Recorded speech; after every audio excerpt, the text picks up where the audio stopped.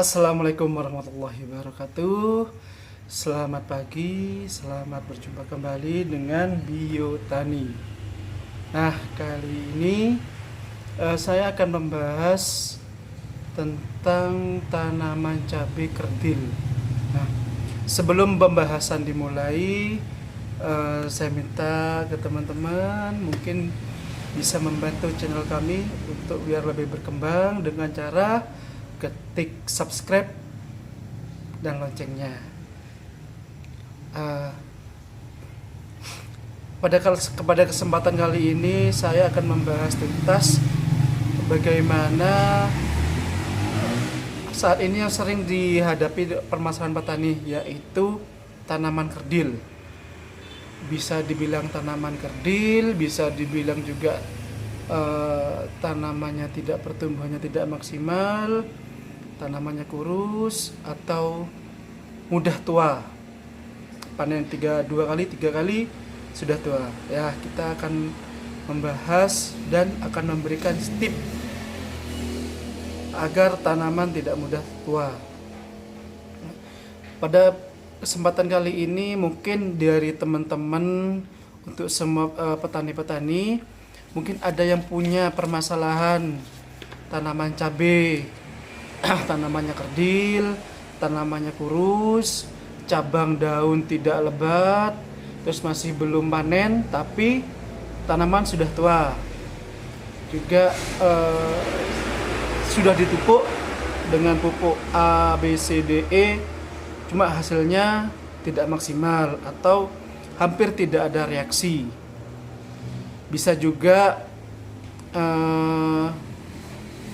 ada yang panen 2 kali tetapi tanaman itu sudah tua atau daun sudah rontok. Nah, kita akan membahas apa sih penyebabnya, kenapa sih kok bisa seperti itu, dan gimana cara penanggulanginya agar tidak seperti itu, dan juga ketika sudah terjadi permasalahan seperti itu, gimana solusinya. Kita akan bahas faktor penyebab tanaman itu kerdil atau tanaman kurus, atau ketika dipupuk pupuknya tidak terserap maksimal. Itu bisa dari faktor pH tanah. Nah, pH tanah ini sangat berpengaruh untuk kesuburan tanah. Bisa cara gampangnya gini, kalau di tanah itu sehat, terus di tanah itu normal, bersih, tidak ada bakteri, tidak ada jamur, pH normal, tidak drop, akar itu akan tumbuh subur. Ketika akar tumbuh subur, ketika akar lebat, pasti tanaman akan subur pula, karena pemberian pupuk sangat maksimal. Ketika tanah sudah tidak subur, tidak baik, kurang pH, kurang, tanah keras, atau akar itu tidak bisa berkembang dengan baik. Itu penyebab utamanya. Jadi ketika jenengan di sini memberikan pupuk-pupuk yang istilahnya kelas, banyak macam-macamnya pupuk kelas, kayak Mutiara, Grower, Nutridas, KNO merah, dan semacamnya, tidak akan terserap maksimal karena tidak didukung dengan pH yang normal. Nah, kemudian akar tidak maksimal untuk menyerap pupuk yang diberikan. Banyak petani istilahnya curhat ke saya, "Mas, ya saya sudah dipupuk, nah cuma kok tidak ada reaksi ya. Ya, sudah dikontrol pH-nya atau belum, pH-nya berapa? Tidak tahu, Mas." Nah, ini istilahnya khusus petani sayuran, hortikultura, pH tanah ini sangat-sangat dianjurkan, harus paling tidak memiliki lah alat untuk mengukur pH tanah. Jadi kita bisa tahu pH-nya berapa. Jadi kita memberikan pupuk tidak mubazir. Kalau pupuknya tidak diberikan, cuma pH-nya di bawah, pasti tidak akan terserap secara maksimal.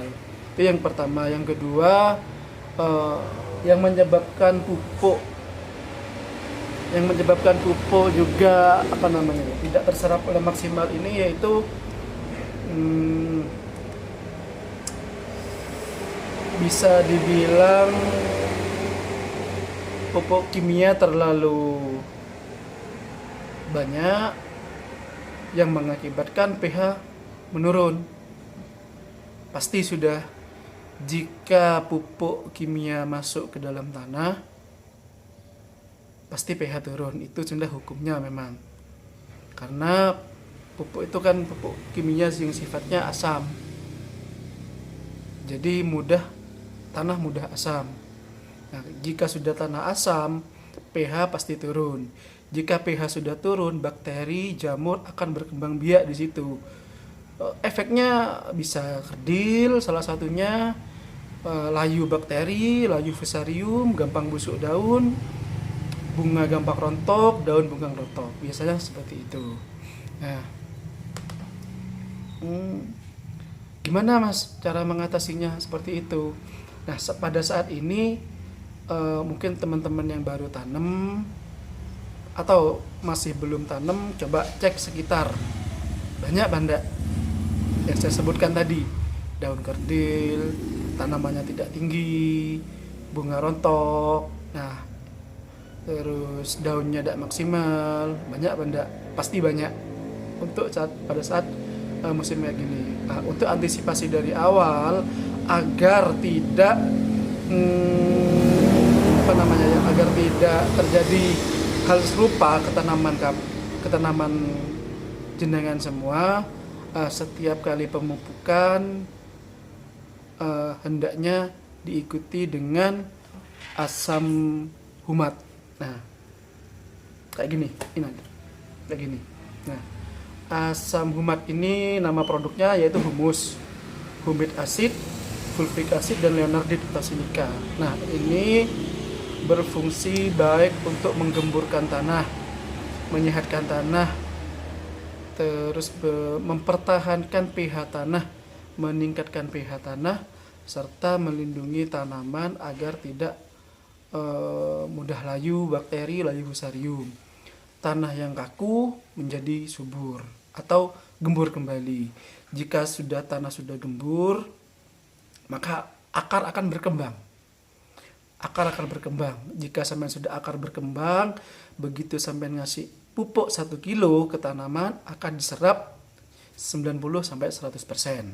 Nah, kelebihan lagi humus ini yaitu akar akan lebih rakus pada pada pupuk. Akan lebih rakus pada pupuk. Jadi jenengan memberikan pupuk 1 kilo ke tanaman, ya akan diserap 1 kilo sama tanaman, tidak tersisa. Terus juga fungsi dari humus dan fungsi dari humid acid itu sebagai mangkok atau wadah. Jadi jenengan memberikan pupuk ya ada di seperti sebuah mangkok. Jadi pupuk itu tidak terbuang atau tidak terbuang kemana-mana. Sehingga kalau sudah kayak gitu maksimal, akar maksimal menyerap pupuk, tanah subur, tanah gembur, serta pertumbuhan maksimal. Ketika tanaman sudah maksimal, hasil tonase yang didapatkan oleh petani akan maksimal juga. Nah, ada pertanyaan juga seperti ini, Mas punyanya sudah umur 1 bulan, cuma tanaman kerdil. Tuh, ada juga tanaman sudah panen 2 kali, 3 kali, cuma tidak maksimal, tanaman kerdil, bunganya jarang. Nah, bisa juga sampean pasti saya akan tanya terakhir pemupukan kapan. Nah, jika 1 minggu atau setengah bulan atau 10 hari baru dipupuk cuma tidak ada reaksi, jenengan cukup tambahkan humus ini tanpa pupuk. Tambahkan humus ini sama pil GA5. Nah, pil GA5 itu agar merangsang akar supaya lebih agresif lagi ke pupuk. Nah, kenapa tidak menggunakan pupuk juga? Karena di dalam humus ini salah satu kelebihannya yaitu mengurai sisa-sisa pupuk yang tidak dimakan oleh tanaman. Kalau jenengan sudah memupuk dapat 5 hari, 10 hari tidak ada reaksi, berarti kan tidak dimakan. Nah, jika disemprotkan humus, nah humus ini akan mengurai pupuk yang ada di dalam tanah supaya dimakan oleh tanaman. Insya Allah jika ditambahkan GA5 akan lebih agresif untuk mencari pupuk. Dalam 2 hari 3 hari bisa disemprotkan sonik. Nah, sonik ini lewat atas, lewat daun, fungsinya menyedot pupuk yang sudah terserap oleh akar agar mudah disebarkan ke daun, bunga, buah, tunas, dan batang. Nah,